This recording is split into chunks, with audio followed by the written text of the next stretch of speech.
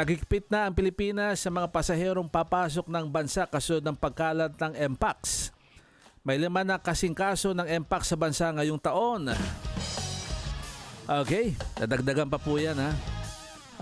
14 cases so far.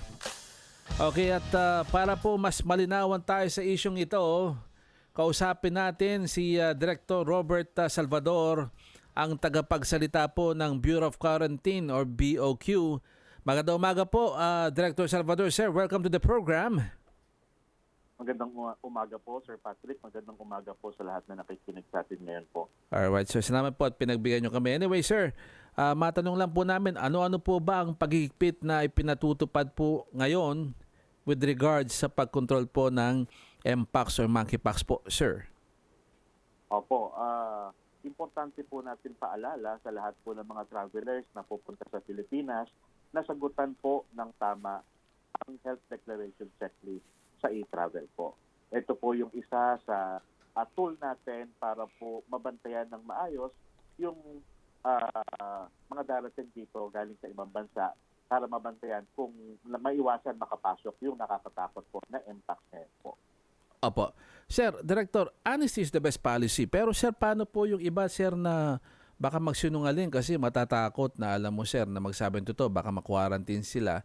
Sir, meron pa po ba kayong ibang gagawin? For example, like medyo merong inspection ng mga balat nila. I'm just curious po, Director Salvador.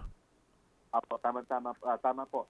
Una-una po sa mga travelers po natin, wala po kayong dapat ikatakot. Apo. Kaya importante po na magsabi ng totoo kasi po tandaan natin kung kayo po ay magtatago po ng simptomas na kung meron kayong history na exposure or baka sakaling karoon kayo ng contact, pwede pong maapektuhan ng pamilya nyo. And ang Department of Health po sa pangunguna po ng Secretary Ted Horbosa talaga pong handa para po tulungan kayo na malagpasan kali kung meron kayong impact sa sakit.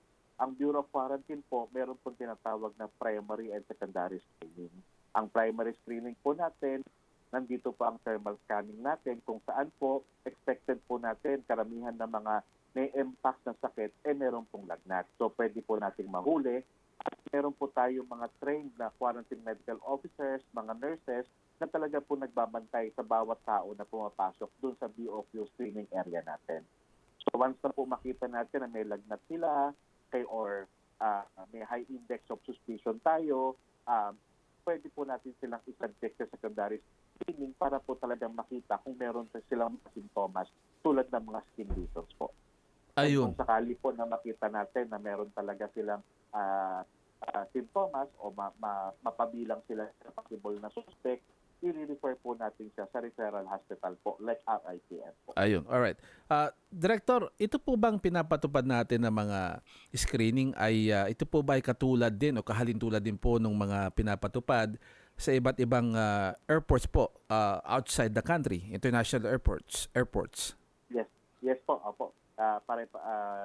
Parehas po ang mga ginagamit po natin na border control po para po maiwasan na pumasok po dito yung nakakatakot po na strain ng Mpox po. Alright, okay. Pero so far naman, Director Salvador, wala pa kayong nakikita na galing sa ibang bansa na nagpositibo na po or umamin po na sila po ay nagpositibo sa Mpox?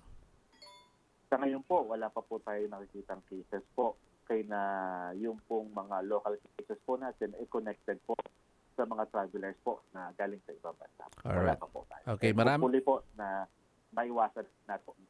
Alright. Director, maraming salamat po sa inyong pagsama sa amin at mabuhay po kayo, sir. Maraming salamat din po, sir. There you have it. Ingat po kayo. Dr. Robert Salvador ng Bureau of Quarantine. Samantala, para po mas bigyan pa tayo ng linaw dito sa isyong ito, no? Nasa linya natin si Dr. Edsel Salvania ng UPPGH Infectious Disease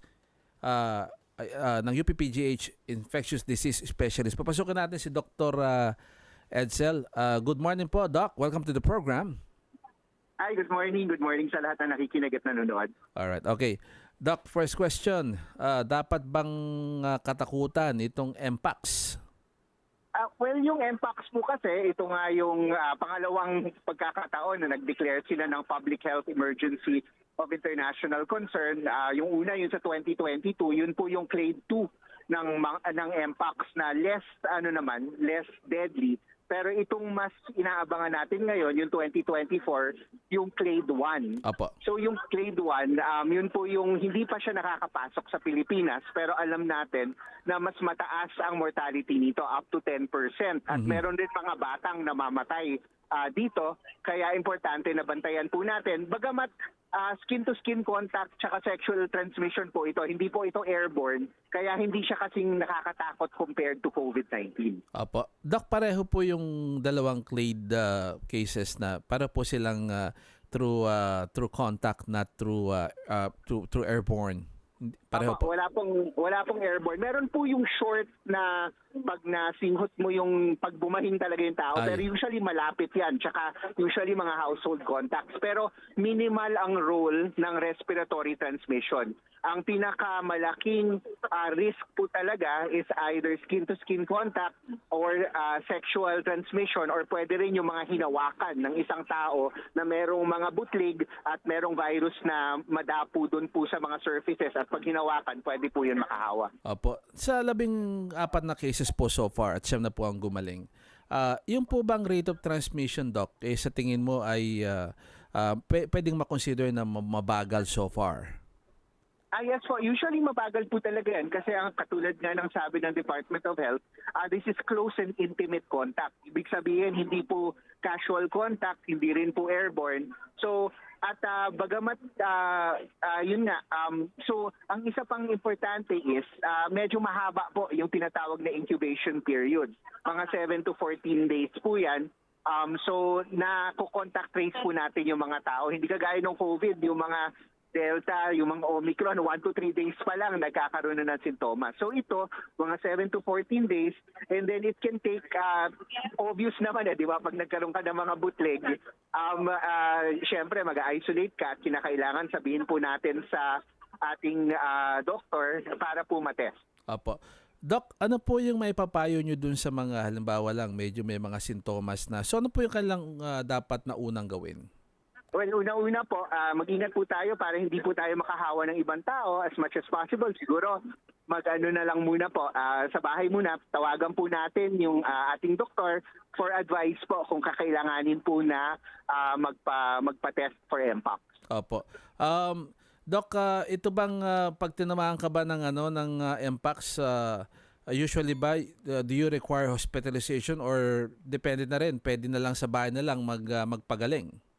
Yes, usually po kung healthy naman ang isang tao, wala namang problema sa immune system. Usually nagre-recover naman po ito.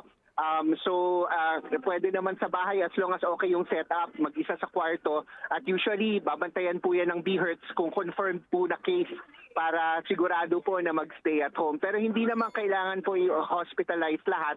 Yung mga siguro may mga comorbid conditions, yung mga immunocompromised at yung very elderly po, minsan po in-hospitalize natin sila, not because of MPOX but because yun nga may potential po na magkaroon ng severe disease. Opo. Doc, binanggit mo na mas mapanganib yung clade 1. Alam natin yan. Sir, wag naman po sana. In the event na halimbawa magkakaroon tayo ng clade 1 sa Pilipinas, handa po ba yung ating mga medical facilities dito po sa clade 1 na MPOX na ito? Yes po, actually handa naman. Ang maganda lang rin po is yung mga ating collective experiences during the COVID-19 pandemic. A lot of these na institutionalized na rin po ng LGUs at ng mga local governments. Kaya yung pag-activate ng mga tinatawag na BHERTS, yung mga quarantine stations kung kinakailangan, yung mga surge capacity ng hospitals, nandyan pa rin po yan. So it's just a matter of going through it kung mangyari. And like I said, hindi naman siya katulad ng COVID-19 na sobrang bilis talagang kumalat. Magagawan po natin ng paraan in terms of isolation, quarantine, and yun nga, yung contact tracing, gagawin po natin yan para ma-contain po kung magkaroon man ng outbreak, whether it's clade 2 or clade 1 po. Alright, okay. Maraming salamat po, Dr. Edsel Salvaña, for joining us. Mabuhay po kayo, Doc. Thank you po. And yun nga, makinig po tayo sa lahat ng mga abiso ng Department of Health para po manatili po tayong ligtas sa MPOX. There you have it. Dr. Edsel Salvania, ang UPPGH Infectious Disease Specialist.